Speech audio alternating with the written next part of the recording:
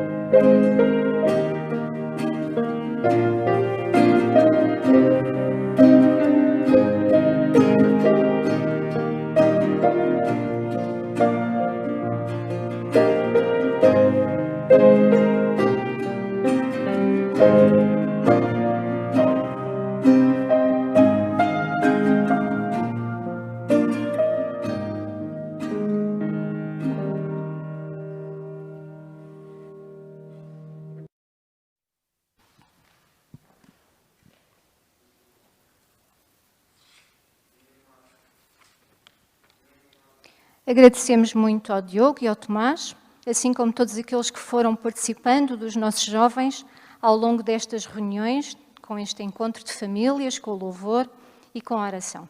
Que possam sempre colocar os vossos talentos nas mãos de Deus e serão certamente uma grande bênção.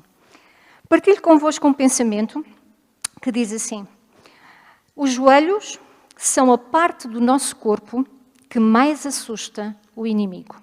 E porquê? Porque nem um rei no seu trono é tão forte como um homem de joelhos. E porquê? Porque a oração é a única coisa que derrota totalmente Satanás. Então precisamos de orar muito. E este é um momento também que dedicamos à oração. Ao longo desta semana estamos a orar pela irmã Belkis e também pela sua filha Milena. Estas duas irmãs, mãe e filha, são do grupo de Santo André. A irmã Belkis é médica, ela está, portanto, também englobada neste projeto de oração que temos na Igreja de Setúbal, que engloba aqueles que estão dentro desta área da saúde, e a sua filha está a estudar prótese dentária. E neste momento de oração, nós queremos colocá-las no trono de Deus para que realmente possam ter poder e força, sabedoria para as lutas da sua profissão, para as lutas da sua vida. E vamos pedir ao nosso querido pastor Rui Bastos que possa fazer este momento de oração em favor destas nossas irmãs. Mas temos também o marido da nossa irmã Rosa Fox, que também precisa da nossa intercessão, porque será operado também brevemente. Pastor, obrigado.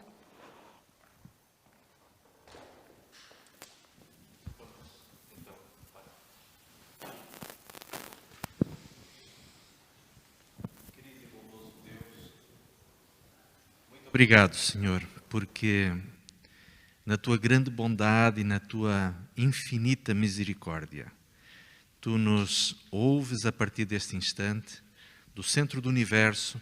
A nossa oração, ainda que simples e indigna, é recebida diante de Ti, no Teu trono de glória, com um carinho e com uma atenção toda ela especial. E por este motivo, Senhor, nós Te louvamos, porque o Senhor, sem dúvida, em toda a sua misericórdia, nos ouve e também nos atende. Temos a certeza de que nenhuma oração, por mais humilde que seja, ficará sem atenção e sem a resposta do Senhor do Universo. Por isso, querido Pai, nós Te agradecemos por este maravilhoso privilégio que nos dás. E neste instante, diante de Ti, aqui está a Tua Igreja, que deseja, Senhor, colocar-se ao Teu cuidado, mas principalmente para interceder por irmãos nossos. Lembramos-nos em particular dos profissionais de saúde, que nesta altura têm sido tão importantes e cuja atitude tem sido preponderante na luta contra a pandemia. Muito obrigado, Senhor, pela forma como tens fortalecido cada um destes irmãos, nossos colegas, nossos companheiros, que têm como missão dedicar-se ao sacerdócio da saúde, da luta pela saúde dos outros. E entregamos aos Teus cuidados, querido Deus, a irmã Belkis e a sua filha, a Milena. Também queremos entregar aos Teus cuidados o nosso querido amigo e irmão António Folques, que o Senhor possa abençoá-lo, fortalecê-lo. Tu sabes a preocupação que este nosso querido irmão tem, a sua ansiedade, que é natural diante da cirurgia que haverá de fazer, mas sabemos que o Senhor, como grande médico e o autor, o engenheiro do nosso corpo, sabe exatamente aquilo que este teu filho precisa. E entregamos-lo aos teus cuidados, assim como também toda a sua família. Quanto ao mais, querido Pai, que seja o teu Espírito a estar presente entre nós e a ter acesso privilegiado à nossa mente e ao nosso coração. Dirige, por favor, Senhor, os pensamentos e a comunicação que o nosso irmão Paulo Sérgio irá apresentar. Que a mensagem que ele traz seja, sem dúvida, a mensagem que tu, pessoalmente, queres transmitir a esta igreja. Ajuda-nos a estarmos atentos, abençoa-nos com as tuas palavras. Em nome de Jesus, te pedimos e agradecemos. Amém, Senhor. Amém.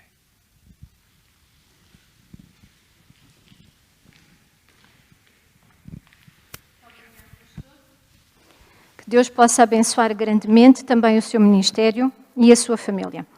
Como a Liuba já referiu, nós estamos a caminhar para o fim deste projeto,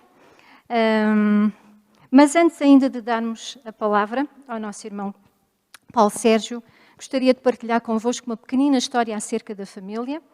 E nesta história eu não sei se ela é real, se ela é inventada, no entanto fica a ilustração e fica a mensagem para o plano espiritual. E esta história é acerca de um artista famoso pelos seus belos quadros, que um dia sentiu o desejo de pintar numa tela a coisa mais bela do mundo. No entanto, ele não sabia muito bem como desenhar e como o fazer. E partiu na sua busca à procura de algo que o pudesse inspirar nesse sentido. E na sua caminhada ele vai encontrar um sacerdote. Fala-lhe deste seu desejo e, ao conversar com ele, pergunta-lhe qual é para ele a coisa mais bela do mundo. Ao que o sacerdote vai responder que é a fé. A fé, pensou este pintor, como pintar num quadro.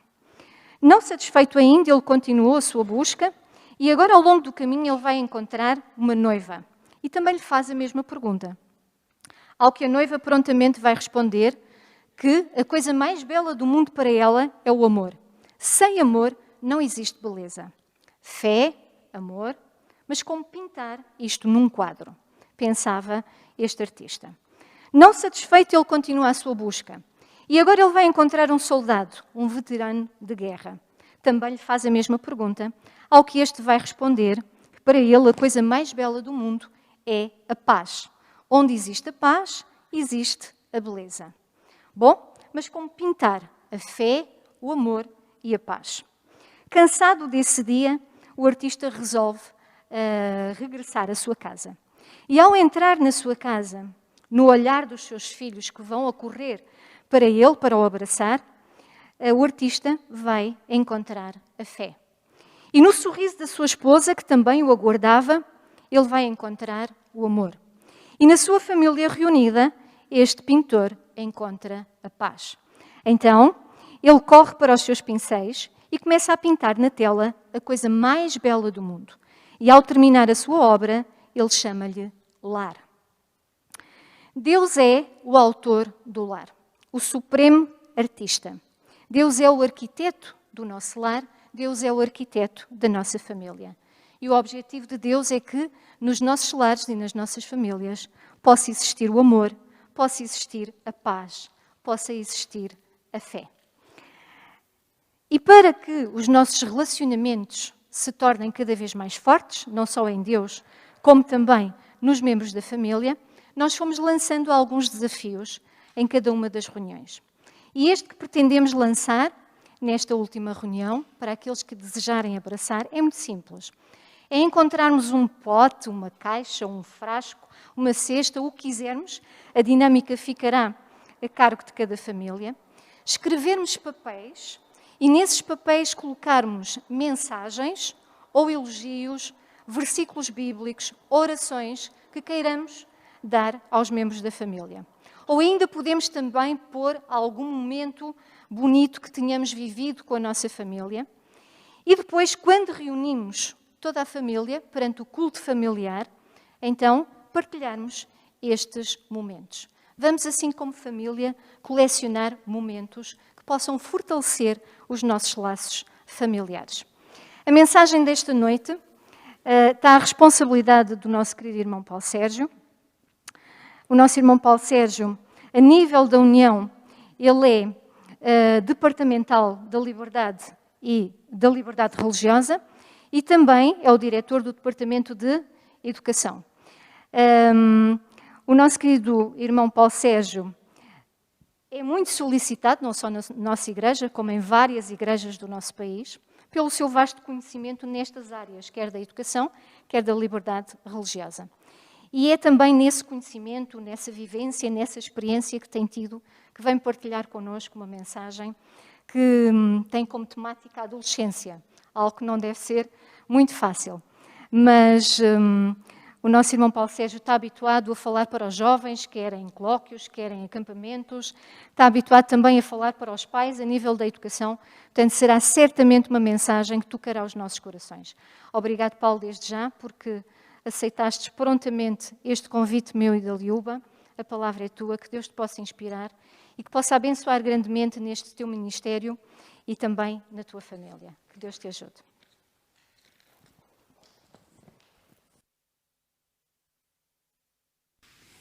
Boa noite a todos. Epá, isto saiu muito alto, estou com uma força ao fim do dia.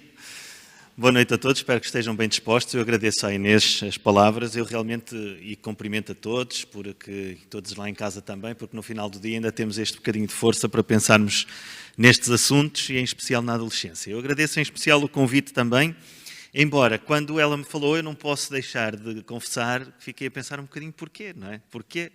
Porque é a mim que me tem que calhar falar na adolescência. Bem, é verdade que eu tenho experiência, porque fui adolescente, e isso é uma coisa importante, acho que todos nós passamos por aí, sem dúvida nenhuma. Também é verdade que sou pai de uma adolescente, é uma coisa que me dá alguma liberdade para falar neste assunto e algum conhecimento próprio. A minha mulher, se calhar, era um bocadinho melhor, porque às vezes em casa, pela maneira como nós nos damos, ela tem que cuidar de 2 adolescentes, o que quer dizer que é mais difícil, de facto, do que só a mim. Mas a verdade é essa, que tenho a experiência prática de ser pai de uma adolescente. Mas é verdade também que durante os últimos 4 anos, não posso esconder que há um aspecto muito específico daquilo que têm sido as propostas de reflexão que nós vamos levando às igrejas em nome do Departamento de Educação, que as igrejas têm pedido em específico, que tem a ver com a tecnologia e a adolescência. É um aspecto que recorrentemente, e é tecnologia, tem a ver com as redes sociais, com o uso do telemóvel, com o controle dos computadores. Este é o dilema com que, eu diria, 85% das igrejas que pedem a presença do Departamento é a principal preocupação que têm. Não foi isso que a Inês hoje pediu para nós falarmos. Tem a ver com uma latitude muito maior, que tem a ver com este período que foi uma invenção dos últimos 250 anos. Não havia o conceito de adolescência. Adolescência vem de uma palavra latina, que é adolescere, que é crescer.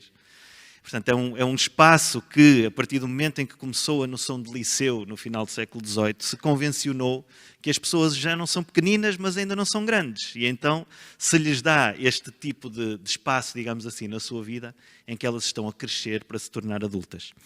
E nestes últimos anos, como disse, tenho sentido essa preocupação por parte das igrejas. E hoje gostava de fazer uma reflexão todos juntos, porque eu não sabia muito bem como é que eu devia pegar no tema. Esta é uma reunião de oração, embora seja um programa sobre família, sem dúvida nenhuma.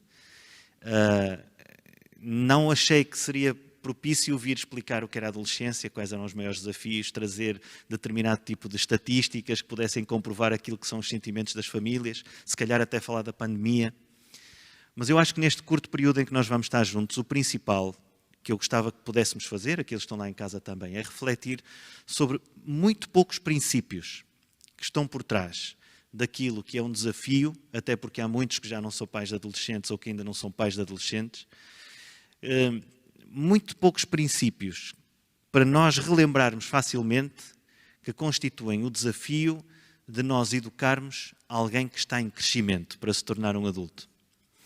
E nestes últimos anos, de facto, a Inês disse com razão, em 2017 comecei a ter que fazer uma formação, tinha lido muita coisa na publicadora, mas compreender, e o pastor Rui Bastos tem-me ajudado nisso e tem estado em muitos sítios onde nós discutimos estes assuntos também, e muitos outros que têm acompanhado.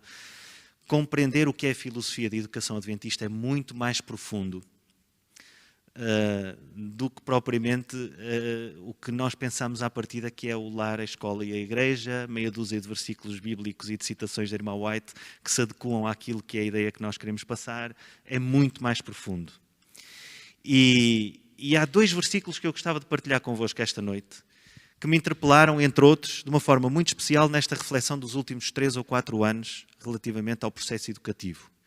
E devo-vos dizer que a primeira coisa que vos quero comunicar, principalmente aqueles que ainda não têm filhos de todo ou que ainda não têm filhos adolescentes, é que vale a pena investir em compreendermos estes princípios o mais cedo possível. Há alguns que nós até pela nossa caminhada cristã vamos aplicando sem saber que os estamos a aplicar. Há outros que não vamos aplicar e depois nos vamos arrepender de não os ter estudado. Esse é o meu primeiro apelo. É que há coisas sobre as quais vale a pena de facto refletir antes de nos surgirem os problemas. E estes 2 versículos, o primeiro está em Isaías 54:13, é uma pequenina promessa que se transformou naquilo que é uma orientação da educação adventista em Portugal nos últimos tempos e que diz: todos os teus filhos serão ensinados por mim e será grande a sua paz. A irmã White realmente tem esta preocupação de equivaler sempre a educação à redenção. A educação e a redenção são uma só coisa e demoram a vida inteira de uma pessoa. O que significa que nós, antes de mais, temos de ter a noção que nós, antes de educarmos, temos de ser educados por Deus. E muitas vezes procuramos uma cartilha com regras e com soluções próprias para os nossos problemas mais fáceis ou mais difíceis de resolver no dia-a-dia em relação aos nossos filhos, antes de nos deixarmos educar. A segunda reflexão está em Lucas, no capítulo 6 e no versículo 40. São palavras de Jesus, é um versículo muito conhecido, em que Jesus diz uma coisa que é: o discípulo não é mais do que o seu mestre. Se souber, porém, transformar a sua vida de acordo com o ensino perfeito que lhe é dado, poderá ser como ele. Este versículo, que está na versão do livro aqui que eu utilizei, uma versão muito simples, interpela-me de uma maneira muito especial, porque o comentário bíblico adventista do 7º dia é muito claro ao dizer que Jesus está a falar dele próprio. O discípulo de Jesus nunca vai subir mais alto do que o próprio Jesus. Mas depois diz: se souber, porém, transformar a sua vida de acordo com o ensino perfeito que lhe é dado, pode ser como ele. É um apelo à perfeição daqueles que seguem a Jesus. Mas isto interpela-me muito como pai. Porque se nós trocarmos as palavras, os filhos não podem ser mais do que os pais, mas se transformarem a sua vida de acordo com o ensino perfeito que lhes é dado, podem ser como eles. Reparem, verdadeiramente, como mestres dos nossos filhos, ouvir dizer que um filho não vai muito além daquilo que os seus pais lhe dão, ou que na prática nós não estamos só a falar de questões académicas, onde isto é desmentido. A norma na sociedade é que os filhos vão muito além daquilo que os pais fazem, porque têm uma cultura, têm umas condições, umas circunstâncias que lhes permitem isso. Não estamos a falar disso. Estamos a falar de princípios espirituais e morais e de valores. Os filhos nunca vão muito além daquilo que os pais lhes conseguem dar. O que significa que a primeira coisa, quando nós queremos pensar na educação que damos aos nossos filhos, é no que é. É em nós próprios. Porque vamos ser o limite a que eles podem chegar pelo nosso ensino e pelo nosso exemplo.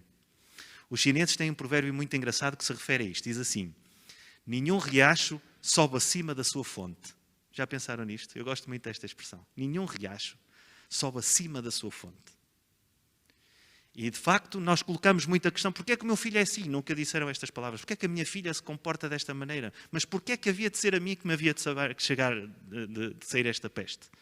Esquecendo-nos que a primeira coisa, de facto, que acontece é que eles não subirão muito acima daquilo que nós tivemos capazes de lhes dar.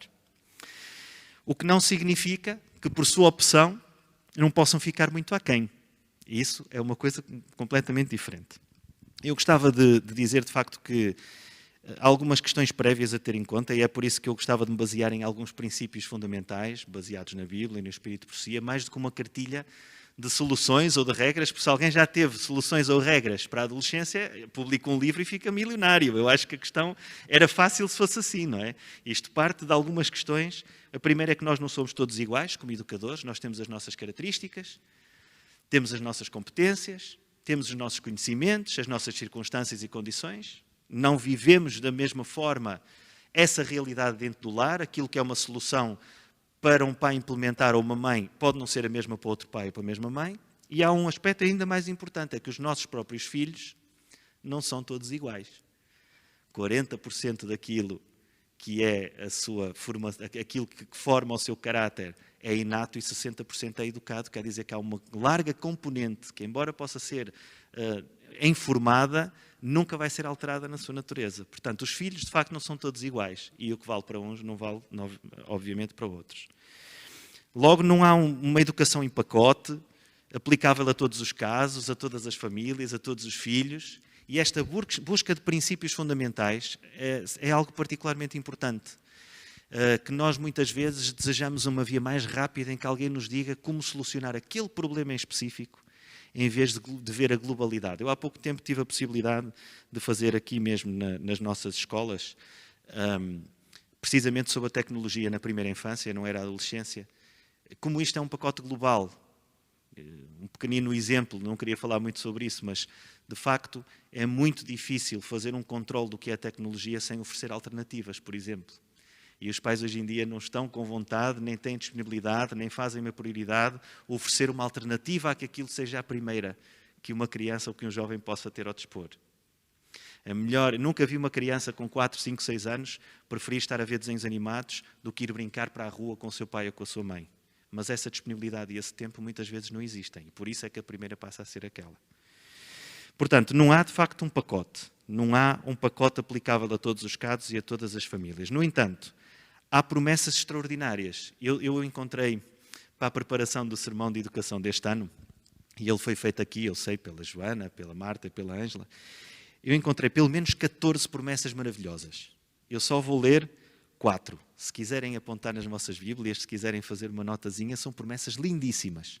Precisamente sobre o que é que Deus pode fazer pelos nossos filhos. A primeira está em Isaías 44:3 e diz assim: Eu derramarei a água sobre o sedente e torrentes sobre a terra seca. Derramarei o meu espírito sobre a tua posteridade e a minha bênção sobre os teus descendentes. O espírito sobre a posteridade e a bênção sobre os descendentes. É lindíssima esta frase que está no livro de Isaías 44:3. O Salmo 103, no versículo 17, diz assim: A misericórdia do Senhor é de eternidade a eternidade sobre os que o temem, e a sua justiça sobre os filhos dos filhos. Ou seja, a misericórdia e a justiça são o modo como Deus trata todos aqueles que são os filhos da sua igreja, os filhos daqueles que lhe são fiéis. Provérbios 14:26. No temor do Senhor tem o homem forte amparo, e isso é refúgio para os seus filhos. Reparem, o que Deus está aqui a prometer num pequenino provérbio de Salomão é que aquela pessoa que teme a Deus está a proporcionar refúgio para os seus filhos. A intervenção que cada um de nós faz junto de Deus a pedir para os filhos é a legitimação de Deus para atuar na sua vida. Já pensaram nisto? É por isso que as orações de intercessão são tão importantes. Porque, de facto, Deus não pode insistir, não pode atuar pelo seu Espírito sem ser pela legitimação de uma oração perante o universo inteiro. Nós todos somos palco. Somos o palco onde se desenrola a procura incessante de Deus por cada um de nós.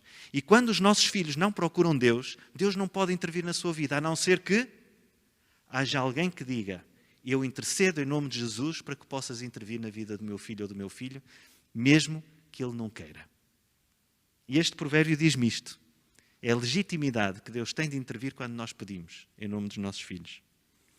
Jeremias 32:39. Dar-lhes-ei um só coração e um só caminho para que me temam todos os dias, para seu bem e bem dos seus filhos. Aqueles que procuram a Deus, veem Deus a atuar pelos seus filhos. Ou seja, isto ainda está nos pontos prévios. Por mais e melhor conhecimento, por maior experiência que nós temos sobre a educação, a maior salvaguarda para os nossos filhos é estarem sob a graça protetora de Deus. Não vai ser o nosso conhecimento, não vai ser a nossa experiência, e por melhor que nos saiamos em todas as regras, isto é uma graça de Deus. O processo educativo é uma graça de Deus. E a melhor coisa que podemos fazer, e obrigado Inês por as palavras iniciais, de facto, a Guida disse o mesmo na apresentação que teve também e que eu ouvi aqui, a oração é o principal destes assuntos. Não há nada que possa ser mais importante do que legitimar Deus a intervir através da oração. Não vai haver especialistas que estejam preparados para cada coisa que aconteça. Nós podemos é saber os princípios. E esses nós devemos ter na nossa mente.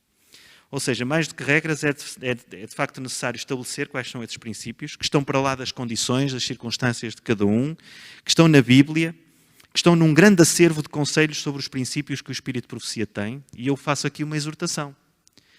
É que, por exemplo, eu sei que a Igreja de Setúbal o está a fazer, mas não sei se todos estamos a seguir esse estudo.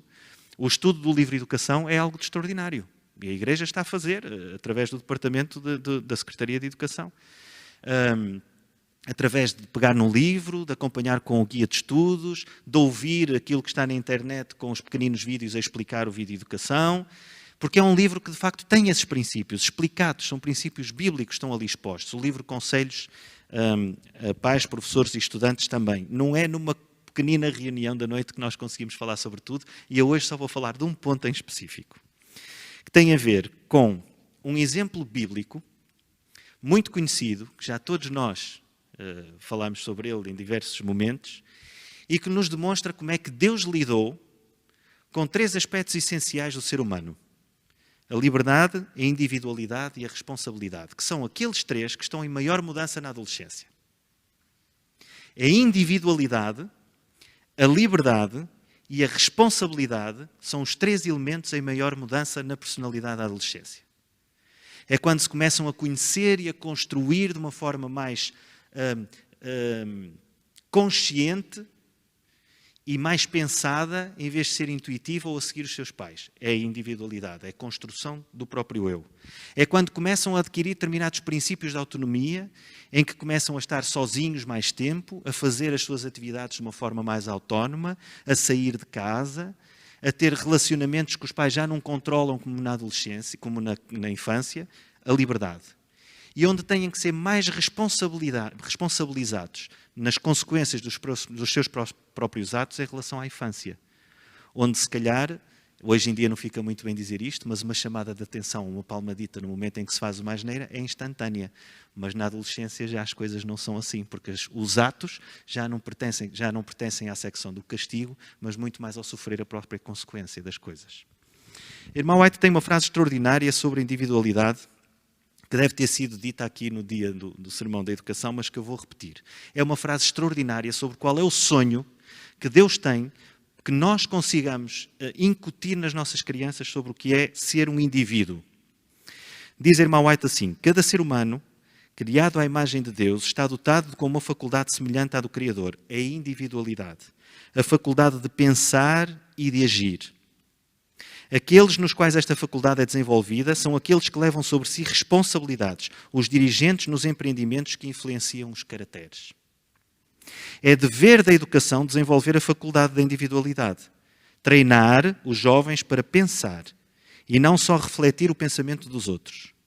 Em vez de letrados débeis, nós devemos enviar homens fortes para pensar e para agir. Pessoas que são senhores e não escravos das circunstâncias. Que possuem amplitude de mente, clareza de pensamento e a coragem de defender as suas convicções.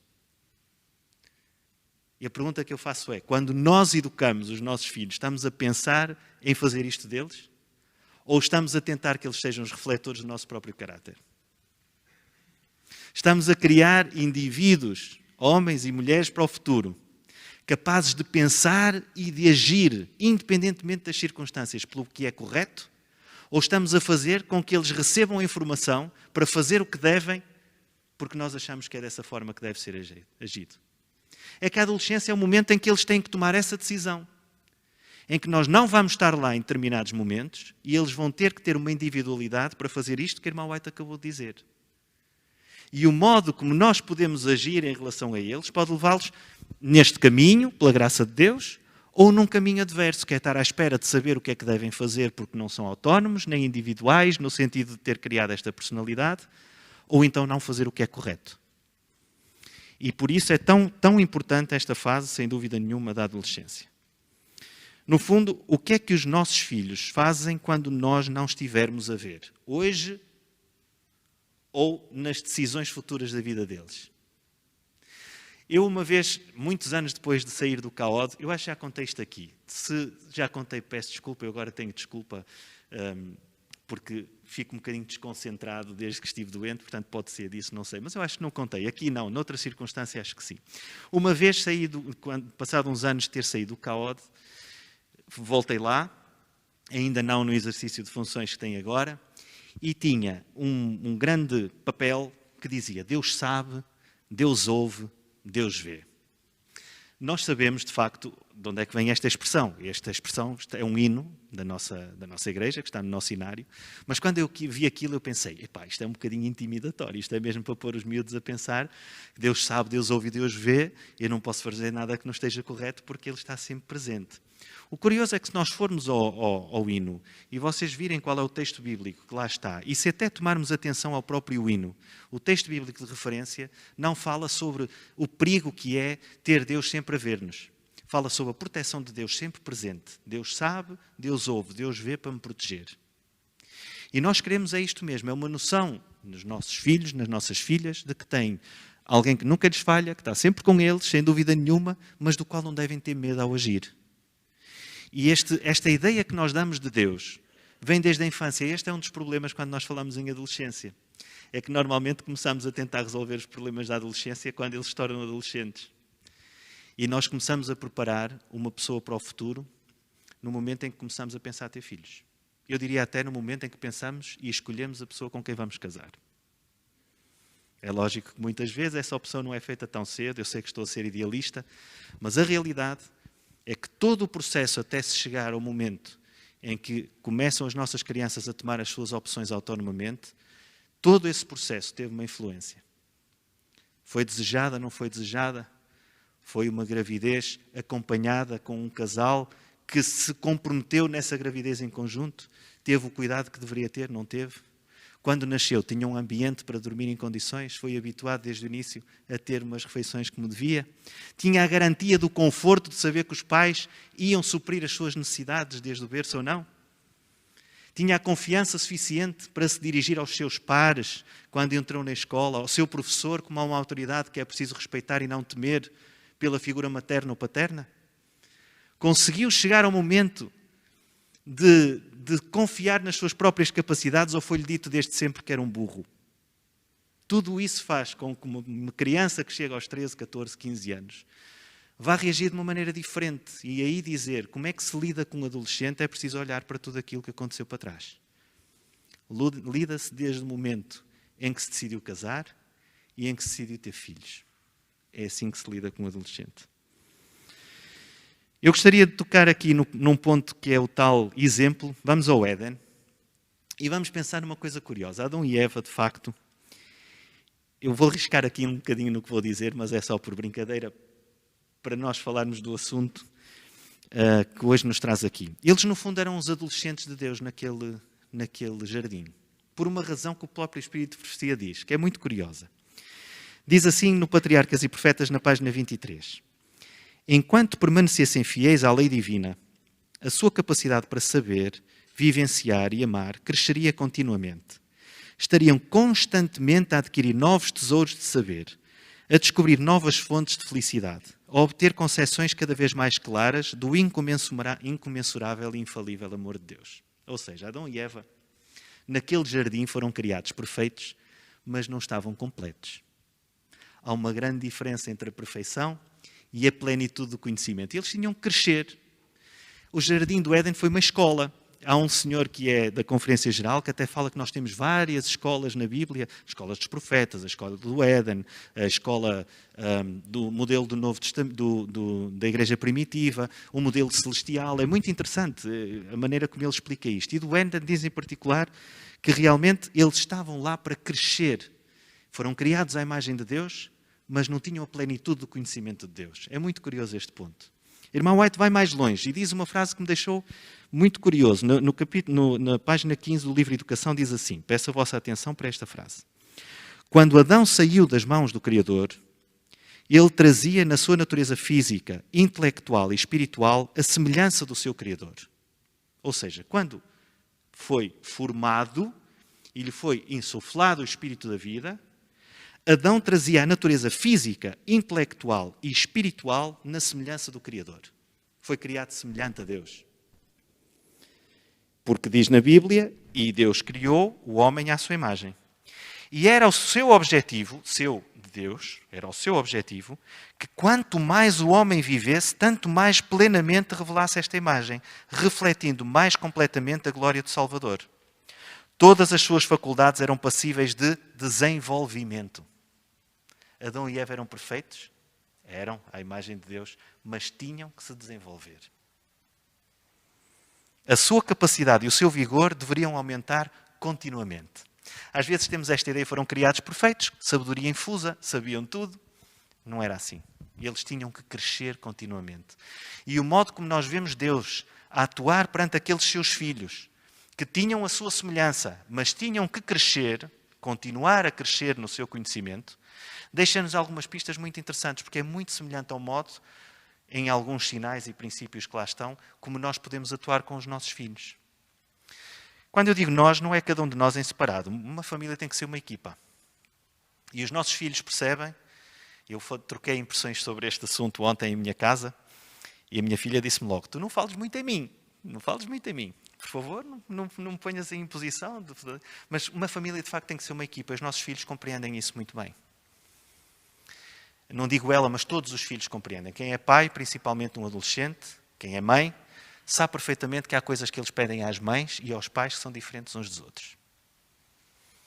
Se calhar para sair pedem mais um, se calhar 5 euros pedem mais a outro, se a nota correu mal, desabafam se um teste correu mal, desabafam mais com um, se têm um problema com um colega, desabafam mais com outro, se calhar com um não desabafam nada e só querem é brincar, e se calhar com outros acabam por ter um relacionamento mais distante e eles sabem bem qual é a disponibilidade e as características de cada um dos seus pais. E nós, como casais, aqueles que são casais, e agora já estou a dar, não acredito que estejam muitos adolescentes a ver, mas é assim que as coisas são. Também é importante que eles percebam isso. Nós temos que ser capazes de falar sobre isto continuamente e de fazer com que essa equipa não falhe. Porque se essa equipa tem uma brecha, as primeiras pessoas que percebem essa brecha são os nossos filhos. Porque sabem perfeitamente o que é que correu mal. E sabem perfeitamente se há uma desautorização que é indevida, ou se há uma ocultação sobre aquilo que não era suposto ocultar. E essa integralidade, digamos assim, do que é a educação de uma criança e de um adolescente, por maioria de razão, é uma das coisas que mais pode desunir um casal, mas que, por outro lado, mais pode unir um casal se for verdadeiramente uma equipa. Porque nós só nos desviamos completamente de quem somos, e desculpem eu dizer isto, eu sei que não devia ser, mas é verdade. Por muito que possamos dizer o contrário, somos um com a nossa mulher, somos um com o nosso marido, sem dúvida nenhuma, mas nós descentramos-nos de quem somos e passamos a colocar em primeiro lugar outra pessoa definitivamente quando nos nasce um filho. Não devia, mas é a verdade. É quando percebemos que somos responsáveis por alguém que não pode ser responsável por si próprio. Isto é uma coisa que eu acho que todos os casais sentem quando nos surge um bebê nos braços e pensamos a partir de agora, de facto, eu sou responsável por alguém. Por isso é que nós vemos em Gênesis 1, 27, que Deus criou então o homem à sua imagem, assim à imagem de Deus o criou, homem e mulher assim os criou. Foi aquilo que ficou escrito sobre a criação. E nós podemos ver aqui que Deus criou, porque Deus explica o que é a imagem, logo a seguir fala no domínio. Logo a seguir este texto explica o que é o domínio. A imagem de Deus, muitas vezes temos este erro de pensar que, como Deus criou o homem à sua imagem, fazemos Deus à imagem de homem. Colocamos-lhe uma forma antropomórfica. E a Bíblia explica o que é a semelhança e a imagem de Deus, porque fala em domínio logo a seguir.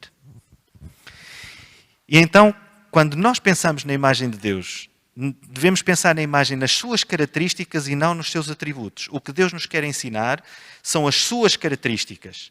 Nós não vamos ser omnipotentes como Deus. Nós não vamos ser omniscientes como Deus. Esses são os seus atributos. Mas devemos ser longânimos, pacientes, amorosos. Esses são, de facto, as características de Deus. Em relação a nós e aos nossos filhos, são precisamente as características que Deus nos dá que nós devemos ter esta ansiedade de lhes passar. Não tanto os nossos atributos que nos são inatos, mas aquelas características que nós procuramos desenvolver para nós, à semelhança de Deus, para lhes passar a eles. Mas será que, de facto, nós estamos mais preocupados quando olham para os nossos filhos que vejam Deus a trabalhar neles ou na educação que nós próprios lhes estamos a incutir? Este salto é o salto mais importante. Bem, volto a isto no final. Há alguns atributos que não nos são de facto conferidos, mas aquele atributo de Deus que Deus nos dá porque é dele e que é passado ao ser humano, é o domínio. Este domínio implica o juízo, a capacidade de dizer o que é o bem e o que é o mal. É por isso que Deus diz, quando Eva come da árvore da ciência do bem e do mal, Deus diz uma coisa aterradora, que nós, quando olhamos para a Bíblia, não compreendemos. Eu não sei, o pastor Rui um dia pode nos falar sobre isto para nos ensinar, mas quando Deus diz, se tornou como nós, é porque havia um elemento no ser humano que o ser humano, de facto, não tinha o conhecimento do que era o mal, do que era mau. Não tinha. E passou a ter, não no fruto, mas na desobediência do que Deus tinha dito. É curioso que este domínio, o facto de dizer, primeiro começa com o domínio próprio, depois o domínio de tudo o que temos para fazer. Adão e Eva era cuidar do jardim, era dar nomes aos animais, era serem fiéis a Deus, era o domínio que lhes foi dado, era aquele. Esse domínio, cada um na esfera que tem, e principalmente as nossas crianças, implica reconhecer, de facto, a individualidade, a liberdade e a responsabilidade.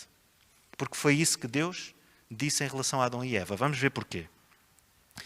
Deus colocou nestes 3 pontos, da individualidade, da liberdade e da responsabilidade, a questão do domínio e principalmente o teste de fidelidade. O teste era dizer, vocês podem fazer tudo neste jardim, mas não podem comer da árvore da ciência do bem e do mal. O teste de fidelidade. Às vezes somos tão literais no estudo de Gênesis e procuramos justificar tudo aquilo que lá diz que nos esquecemos do simbolismo da questão. Era um teste de fidelidade e era o único. Não havia outro. Nem era necessário haver outro porque eles não conseguiam pensar. Eles não pensavam no mal porque não tinham tendência para o mal. Era aquele o teste. Não havia outro. E Deus colocou nestes 3 pontos, precisamente, o domínio do teste da facilidade, ou seja, da fidelidade. O acesso à árvore da vida foi condicionado à obediência. Já pensaram nisto? Eles só tinham acesso à árvore da vida se cumprissem o teste de fidelidade de não acederem à árvore de conhecimento do bem e do mal. O teste da obediência é o acesso à árvore da ciência do bem e do mal, como eu disse. E o ser humano é perfeito na imagem, mas tem de crescer muito neste conhecimento para conseguir passá-lo aos seus próprios filhos. Precisa de confiar, de compreender, de aprender com Deus como nós pedimos que os nossos filhos façam connosco. Porque o que era pedido a Adão e Eva naquele momento é que aprendessem com Deus. Mas que confiassem mesmo sem compreender. Não vejo que Adão e Eva tivessem necessidade de compreender porque é que não iam fazer aquilo. Só lhes foi dito que se o fizessem, se comessem daquele fruto, acabariam por morrer. O ser humano precisa de saber que tem de confiar até do que não deve saber e do que não deve experimentar. E isto é uma lição para nós em relação aos nossos filhos. Porque vai chegar um momento em que às vezes a gente não pode dar explicações e eles vão ter que acreditar só na nossa palavra do que não devem ou que não devem fazer. E esta confiança absoluta naquilo que é o que nós lhes dizemos é algo que em determinados momentos da vida é a única coisa que a gente tem para lhes dar ou para lhes mostrar. Porque não há racionalidade que esteja por trás. Em muitas coisas não há. E por mais que tentemos explicar, às vezes até tem a ver com o próprio sentimento que nós temos que não é o melhor para eles. E no crescimento dessa individualidade, a confiança é algo muito importante. Muito importante. O ser humano precisa de saber que tem que confiar mesmo quando não sabe porquê. É isso que nós fazemos com o nosso Deus. A confiança dos nossos filhos, na idade do saber, do experimentar, deve ser tão grande que por vezes abdiquem de algumas coisas pela obediência aos seus pais. É muito difícil pedir-lhes que façam isto. Se Adão e Eva, que eram um par perfeito, não o fizeram, vai haver momentos em que os nossos filhos também não vão fazer. E como é que nós vamos lidar com os momentos em que eles não vão confiar em nós e que nos vão acabar por desobedecer a nossa própria vontade? Porque se criaram mais indivíduos, porque são pessoas já diferentes daquelas que nós pensamos que controlávamos quando eram mais crianças, porque vão ser responsáveis na sua liberdade. Há esses momentos. Há momentos em que os nossos filhos não vão fazer aquilo que nós esperamos que eles façam. Deus fez uma só regra, e essa regra é para cumprir. Este aspecto é uma coisa que eu penso muitas vezes para mim próprio. Vou partilhar convosco. Como pais, quantas regras é que nós fazemos para os nossos filhos? Muitas vezes podemos não ser capazes de lhe dar os princípios para tomarem as suas decisões. Na adolescência, eles já precisam de compreender mais os princípios que estão por trás das decisões do que as regras que nós dizemos que são para cumprir. Quantas regras é que nós muitas vezes impomos aos nossos filhos? E quando elas são quebradas, será que demonstramos que eram para cumprir? Somos nós que muitas vezes quebramos as regras que esperamos que eles não cumpram. Por exemplo, uma coisa que eu digo com muita frequência nas questões da tecnologia. É um dos males piores que existem em relação às questões tecnológicas, os danos que um computador, um tablet ou um telemóvel fazem ao sono. Todas as sociedades de pediatria, principalmente a sociedade americana, diz que nenhuma criança, e eles só põem a hipótese de um telemóvel a partir dos de ecrãs, portanto, qualquer ecrã, a partir dos 2 anos, e dizem com muita insistência, nenhuma criança devia estar 1 hora antes de dormir em frente a qualquer fonte de luz digital, portanto, tecnológica. Então nós dizemos, e principalmente os adolescentes têm o hábito de levar o telefone para o quarto, ficar até altas horas com o telefone no quarto, muitas vezes a perder o sono, outras vezes em contactos que a gente não tem hipótese de controlar. A pergunta que eu faço é, será que vale a pena pedir para não levarem o seu telefone para o quarto por todas estas razões? E nós levarmos? Qual é a legitimidade? O que é que está por trás? Será que é uma daquelas regras que nós vamos conseguir não quebrar e a colocamos? Eu não quero que tu faças isto, mas eu não vou conseguir fazer. Mas porquê? Mas porque faz mal. Então, mas tu levas. Eu não tenho resposta. Vamos, uma coisa prática. Eu disse que não ia dizer nada de muito prático. Vamos fazer o acordo de que às X horas todos os telemóveis ficam num sítio onde ninguém nos possa tocar. Se faz mal, não é só a eles. Esta é que é a realidade. E este é um aspecto que nós temos muita dificuldade, porque nos diz muito respeito, porque temos dificuldade porque também queremos os nossos contactos e a nossa vivência, porque temos um tipo de atitude que não é aquela que nós acabamos por despedir. Fazemos muitas regras. Para além disso, quando elas não são cumpridas, eram para cumprir, o maior erro que pode existir de facto é haver muitas regras. São regras que incomodam, perturbam os relacionamentos, por dar cá aquela palha vão causar conflito, e não serem cumpridas é muito pior do que ter muito menos regras que são efetivamente cumpridas. Poucas, mas cumpridas. E foi isso que Deus ensinou no Éden. Havia uma. Uma. E esse teste valia. E muitas vezes nós temos muitos testes, muitas regras, e não valem. E a questão da autoridade na paternidade e na maternidade são muito importantes. Há um ensino aqui também muito importante, que os irmãos conhecem tão bem como eu do relato, é que quando a regra não foi cumprida, Deus procurou. Já falamos sobre isso muitas vezes, conhecemos o relato de Gênesis. Deus procurou. Ele não fez silêncio. Quantas vezes nós fazemos silêncio com os nossos filhos? Demonstramos o nosso desagrado. Ele não fez silêncio. Ele não gritou.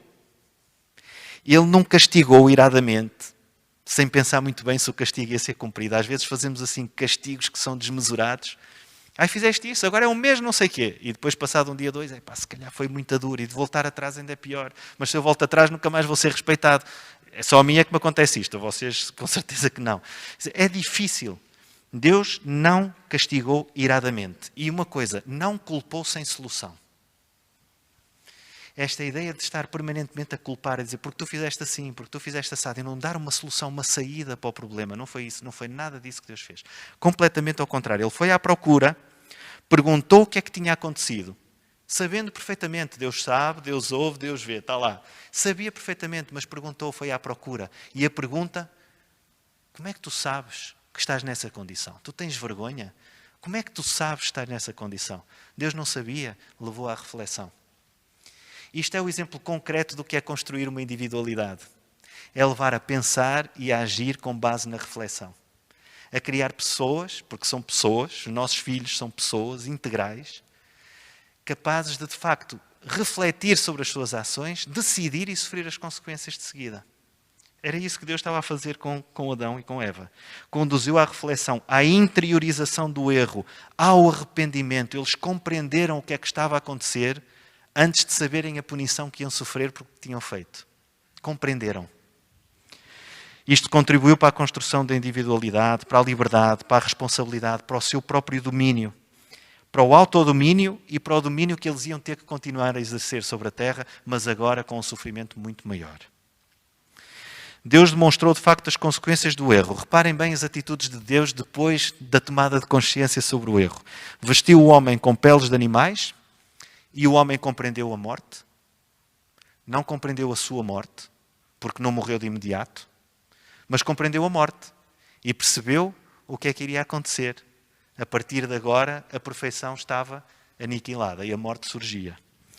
E principalmente, cortou o acesso à árvore da vida, que ia eternizar o pecado. É muito profundo isto, é muito difícil de nós imaginarmos. O acesso à árvore da vida de pessoas pecadoras ia eternizar a vida deles pecaminosamente, em sofrimento, com doença, com morte, para sempre.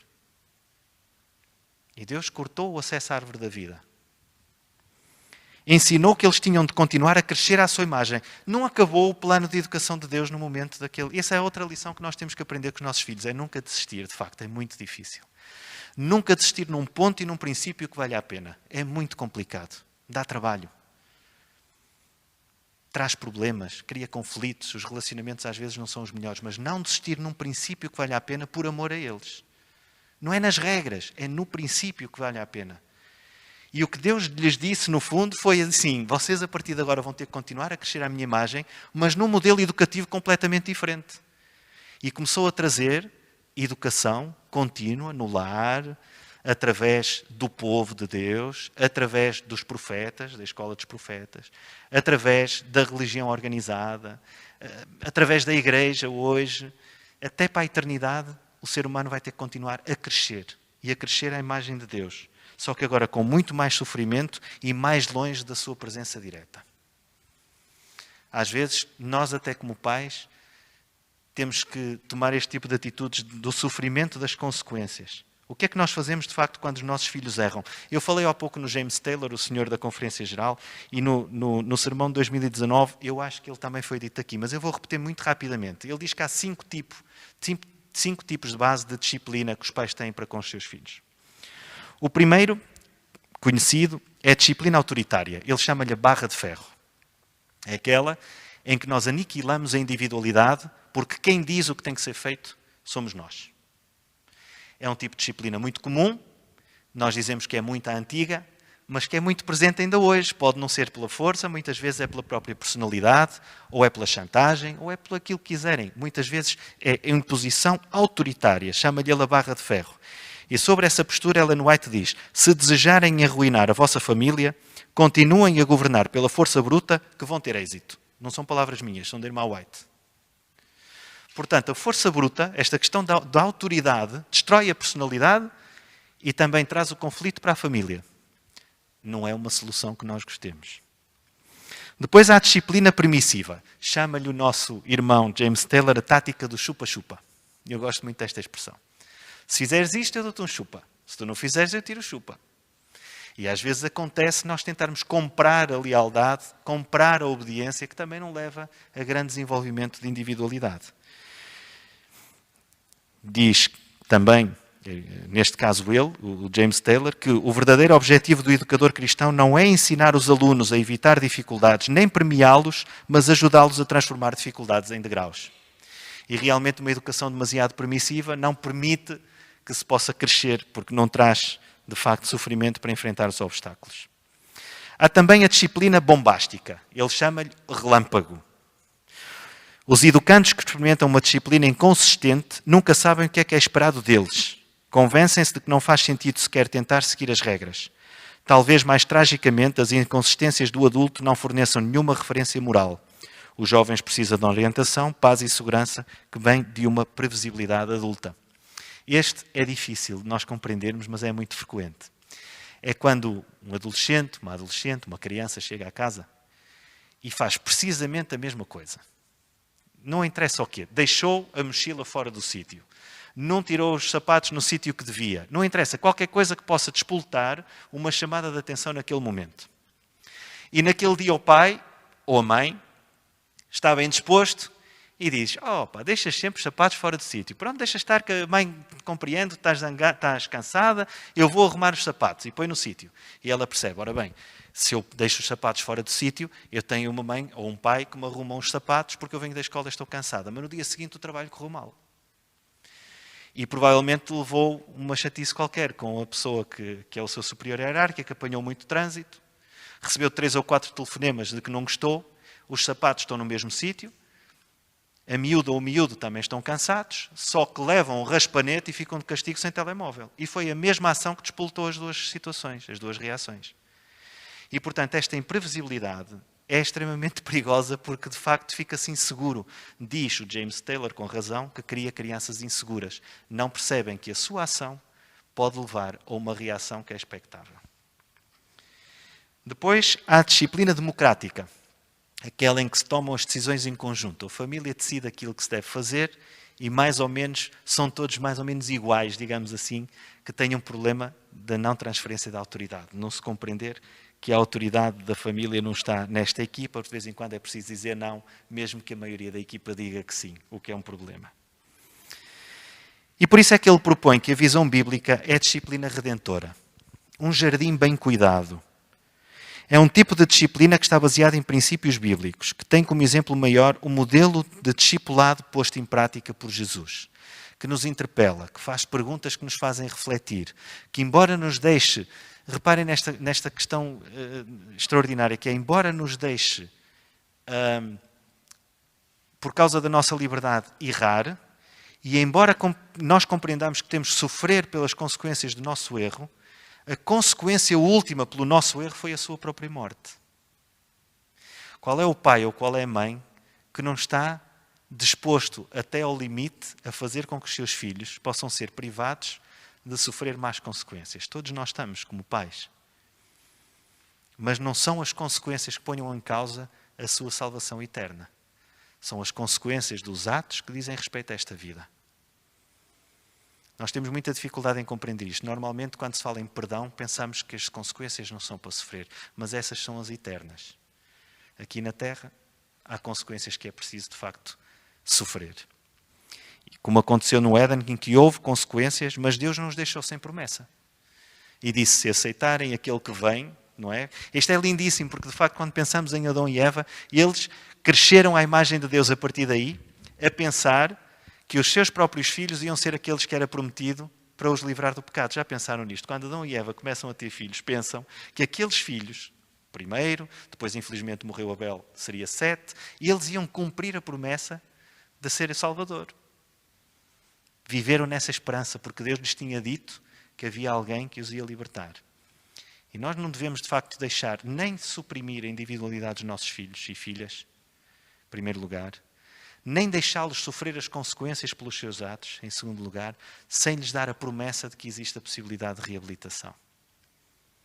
Se nós, em relação à vida eterna em perfeição, vemos Deus olhar para nós e ter confiança naquilo que nós podemos vir a ser na eternidade, quanto mais, em relação aos nossos filhos, nós não devemos sempre dizer-lhes que eles valem a pena.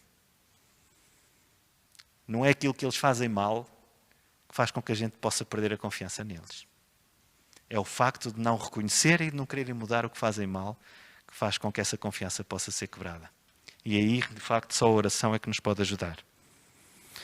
Por isso é que nós vemos que esta disciplina redentora tem como base estes 3 elementos fundamentais. A adolescência vê aparecer cada vez mais vincadamente. É por isso que os conflitos surgem, porque estes 3 elementos aparecem com mais vigor nesta fase. Primeiro, a individualidade, aquilo que nos torna únicos, singulares. O respeito que nós como pais temos que ter e esperar moldar o melhor possível, com mais distância, se calhar. É muito duro para um pai ou para uma mãe quando querem continuar a ter aquele relacionamento que tinham com um filho ou uma filha quando eram crianças e eles já não estão ali. Nós queríamos que eles ficassem, mas eles já não estão ali. Então, de outra maneira, esta individualidade começa a ter gostos, valores e vocações que são diferentes das nossas. E aprender a respeitar isso e aprender a dar esse espaço, estando sempre presente, não é fácil, mas é lindo. Porque isso significa que está a ter sucesso. Estão a ter gostos, valores e vocações que são próprios, que podem não ser rigorosamente iguais aos nossos, mas que são bem-vindos se estiverem dentro dos mesmos princípios. Porque nem os gostos, nem as vocações, nem os valores são em si próprios princípios. Isso também é uma educação para nós. A questão da liberdade, que implica o saber que há decisões que eles já têm que ser capazes de tomar. A autonomia na aceitação dessas decisões, têm que saber e saber fazer cada vez mais e melhor, à medida que vão crescendo. Às vezes não é fácil. Isto, É se calhar o mais difícil de todo. Será como nós apoiávamos os nossos meninos quando eles começaram a andar? Começámos a ter dores nas costas, porque é muito difícil. Com 14, 15, 16, 17 anos começa a ser também difícil noutras coisas. A gente quer estar a apoiar e quer estar, mas já não estamos, porque presencialmente já não é possível estar em todo lado ao mesmo tempo, não é assim? E tem que se confiar que tenham de facto todo esse quadro por trás que lhes dê a oportunidade de tomar as melhores decisões. E estar disposto a apoiar quando as decisões não estão as melhores. De facto, não é fácil. E eu, no dia 17 de Abril, na Novo Tempo, falei sobre a história do Eutico, que é uma história que eu gosto muito, não vou contar agora, vocês conhecem na Bíblia. Gosto muito, muito, muito da história do Eutico por isto. Não sei se sabem quem é o Eutico. O Eutico, aquele jovem que caiu de uma varanda. Estavam todos a olhar para dentro, a ouvir o Paulo a falar até à meia-noite, que não vai ser o caso de hoje, o Paulo não vai falar até à meia-noite. Mas o Eutico estava ali, vai e não vai, e cai para fora. E os jovens, de facto, muitas vezes estão na varanda, estão a olhar para dentro e para fora. E acabam por cair lá para baixo, e é espetacular, porque tudo aquilo se passa no quadro da Páscoa, em que comemoraram a ressurreição de Jesus, e Paulo vai ter a oportunidade de ser a voz de Deus para ressuscitar o Eutico, depois de ter comemorado a ressurreição de Jesus. Tudo isto é simbolicamente extraordinário. Eutico quer dizer o sortudo. O Eutico foi um sortudo. Porque naquele momento, de facto, teve alguém que deu voz ao que Deus queria fazer ao ressuscitá-lo. Aquelas pessoas que estavam ali juntas a falar da sua experiência, depois de uma semana da Páscoa, perceberam que era a ressurreição e o poder de Deus para ressuscitar. É espetacular. E é um exemplo extraordinário pela alegria. Eles estavam ali a comemorar, a fazer uma santa ceia sobre a ressurreição de Deus e passaram a comemorar a ressurreição do jovem, pela força de Deus. E esta força que nós temos de ter interior na promessa de que mesmo quando os nossos filhos nos parecem estar a morrer espiritualmente nos braços, existe um Deus a quem nós podemos recorrer, a quem podemos dar voz para que eles possam ressuscitar. É uma esperança para um pai que é extraordinária. Uma esperança para uma mãe que é extraordinária. Se Deus foi capaz de ressuscitar, dar fôlego da vida a um jovem que tinha caído do andar alto, muito mais pode fazer a jovens que estão fisicamente ativos e vivos e que só precisam de uma pequenina centelha espiritual para voltar a animar-se. E finalmente, a responsabilidade, a assunção do ato e da consequência. Eu não sei de facto, estavam à espera de uma grande cartilha do que a gente pode fazer ou deixar de fazer. Eu acho que o mais importante disto tudo é nós não nos esquecermos destes princípios fundamentais que a Bíblia nos deixa. E realmente o exemplo do Éden é muito concretamente aquilo que nós devemos guardar no nosso coração. E já agora deixem-me completar com um pequenino parênteses, que é a experiência que nós vemos na ressurreição de Eutico. Eu não resisto a dizer isto. Quando nós olhamos para o texto, nós vemos Eutico morto e toda a gente aos gritos. E o apóstolo Paulo desce do lugar alto, vemos a descer do lugar alto, a chegar àquele momento, a acalmar todas as pessoas, a abraçar o jovem nos braços, a orar e depois é que ele ressuscita. E em relação aos nossos jovens, na nossa igreja, nos nossos filhos, todo este percurso simbólico é uma coisa extraordinária. O que eles de facto precisam é esta presença.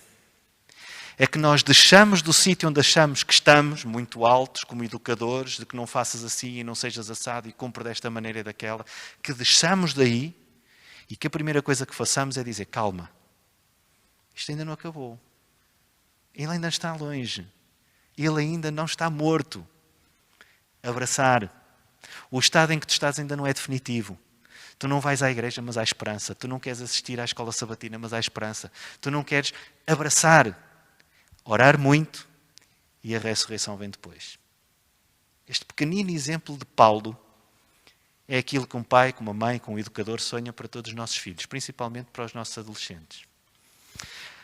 Eu vou desobedecer à minha filha, porque a adolescente é ela, e ela é que tem que obedecer, não é? E vou dizer uma pequenina frase que eu lhe digo muitas vezes, desde que ela nasceu. E é aquilo com que eu termino. Eu digo-lhe muitas vezes, tu tens um pai que nunca falha. Tens um pai que nunca falha. Só que esse pai não sou eu. E, portanto, enquanto eu conseguir, no mínimo, e todos vocês, todos nós que temos filhos, apontar para o nosso Pai do céu, de certeza que eles nunca vão sair defraudados, porque esse nunca lhes vai falhar. E o nosso objetivo é fazer esse caminho, que eles, ao olhar para nós, e no dia em que desviarem o olhar de nós, consigam encontrar o olhar de Deus. Jesus está à espera deles e esse é o nosso objetivo principal. Uma boa noite a todos.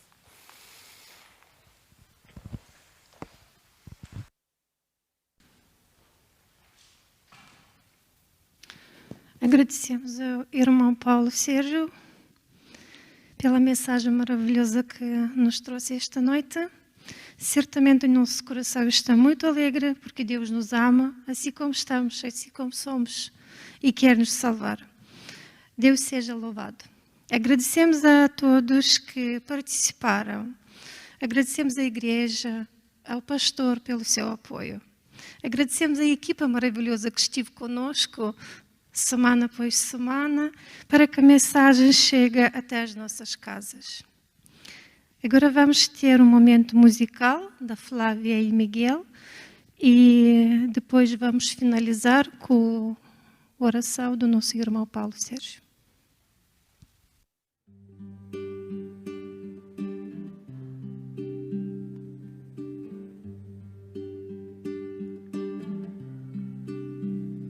Já se vê um corpo cansado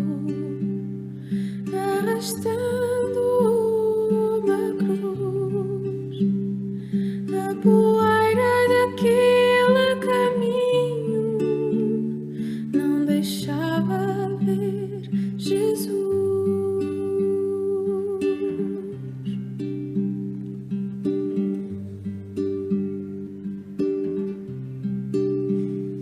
Muita gente gritando justiça, tantos homens com pedras na mão, tinham medo da força de um homem que ainda assim falava em perdão.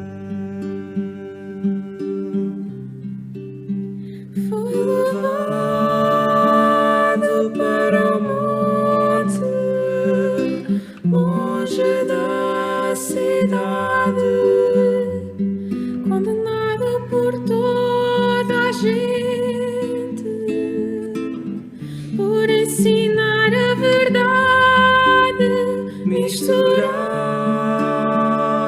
com ladrões, sozinho numa cruz, tão diferente do berço de palhas onde nasceu o menino Jesus.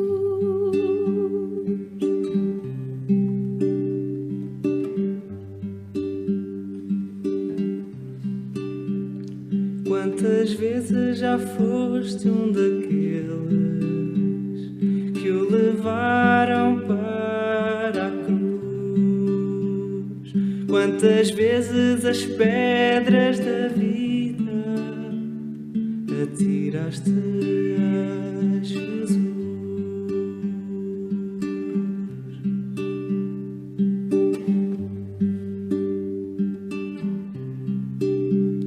Já pensaste no Calvário? Já escutaste o trovão? Já sentiste o sofrimento cravado nas suas mãos? Foi levado para o monte, longe da cidade, condenado por toda a gente, por ensinar a verdade, misturado com ladrões, sozinho numa cruz, tão diferente do berço de palhas onde nasceu o menino Jesus.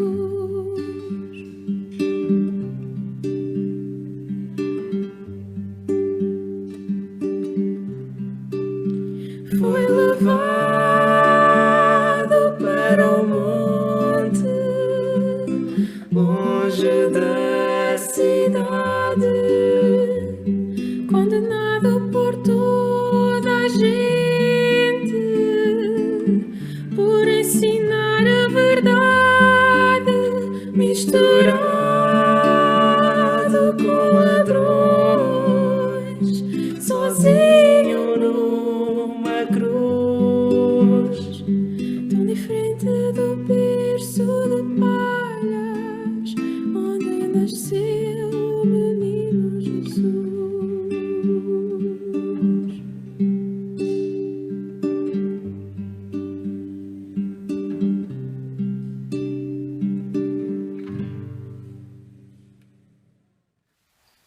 Vamos terminar com uma oração.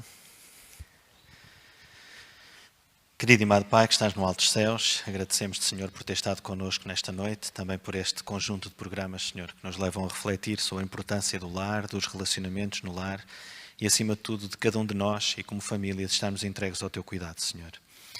Pedimos-te que possas estar principalmente com os nossos filhos, as nossas filhas, os nossos jovens da Igreja, aqueles que estão nas idades das suas decisões, mas também do seu belo crescimento, Senhor. E desejar, acima de tudo, que possamos estar à altura do que desejas para os encaminhar e que tu possas estar no coração de cada um para se transformarem também cada vez mais à tua imagem. Pedimos também por cada um de nós, por aqueles que neste momento estão doentes, que estão tristes, abatidos, que tu possas estar com aqueles que nos estão a ouvir e que têm um problema particular contigo, uns com os outros, de saúde, seja qual for, que precisem te entregar, que o possam fazer também agora em oração, Senhor. Pedimos-te que nos dês um bom resto de semana, que nos possamos encontrar aqui no próximo sábado para voltarmos a cultuar juntos, com alegria, Senhor, pelo regresso à tua Igreja também. No nome santo de Jesus. Amém, Senhor.